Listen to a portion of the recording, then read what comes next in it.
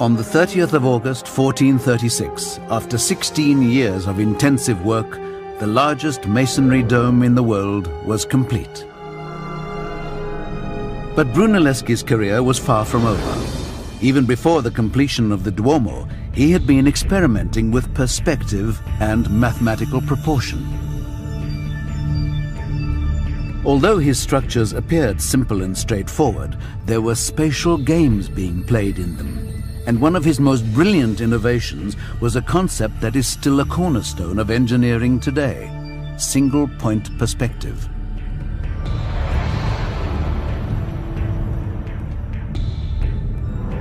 By contemplating this 8-sided baptistry and the other buildings surrounding it, Brunelleschi realized that if he placed 3-dimensional buildings on a 2-dimensional plane, they would disappear at a finite point, called the vanishing point. The theory of perspective, which is that the apparent size of an object decreases with increasing distance from the eye, would transform the entire worldview of artists and architects around the world and allow the concept of the blueprint to emerge. What it does in architecture is change the game all the way through Frank Lloyd Wright and to Frank Gehry today. Because architecture is no more just building.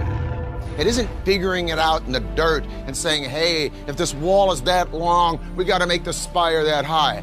Now they can deduce it and put it on paper. It's no longer the builder who's in control, it's the architect. Before Brunelleschi, most projects were based on approximate models. This would come to an end when Brunelleschi began this practice of what we call paper architecture, and that is clearly indicating what his plans were, and then begins the sort of modern tradition of architecture today. Brunelleschi's radical new designs were put to the test in 1442 during his work on the Pazzi Chapel.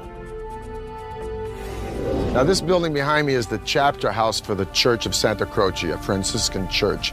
It's called the Pazzi Chapel. I'm going to talk to a man I'm a little nervous talking to. He's one of my own professors from Syracuse University, Dr. Rab Hatfield, and he's going to explain why this chapel is distinct from what Brunelleschi was doing before this. Let's go look on the inside. Let's go see them. It's all about relationships.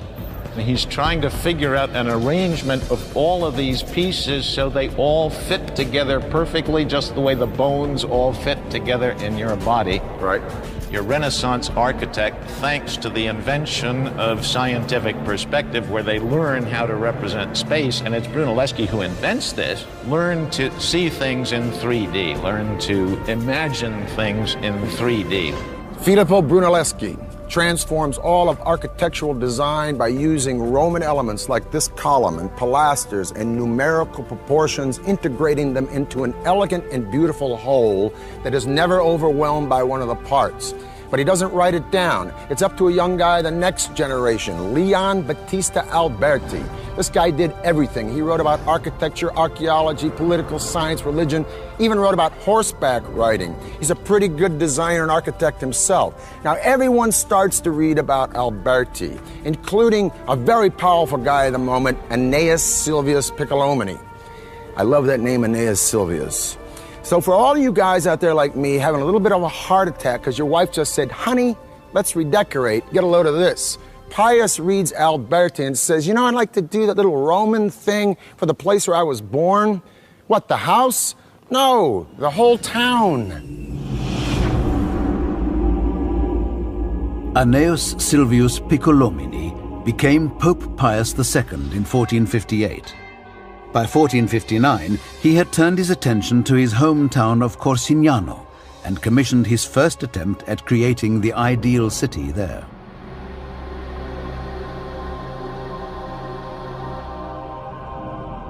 This is the Tuscan town of Pienza, and this is my friend and a guy who taught me, Rocky Ruggiero from Syracuse University. I want to ask you first, is this the first real Renaissance town that's planned as such? To come to this backwater town where population is a couple of 100 people, it kind of gives Pius free rein. So what he does is to create this rather imposing cathedral. And it's that first impression that you get. And then around this particular structure, he will organize all of the other various archetypes. If this piazza is so perfectly planned with its perfect bishop's palace and its cathedral, why are these streets always crooked? I come up here, I don't know where I'm going. This is actually done intentionally. One thing they didn't want to do was to let people know how small it was. And so they intentionally keep these streets from forming a direct axis so that you always have a corner that's sort of obstructing your view, and it makes it seem much larger than it actually is.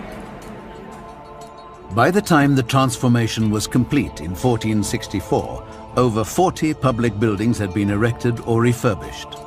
Each on its own was an important expression of revolutionary ideals, but it was the town as a whole that represented the ideal that the age stood for.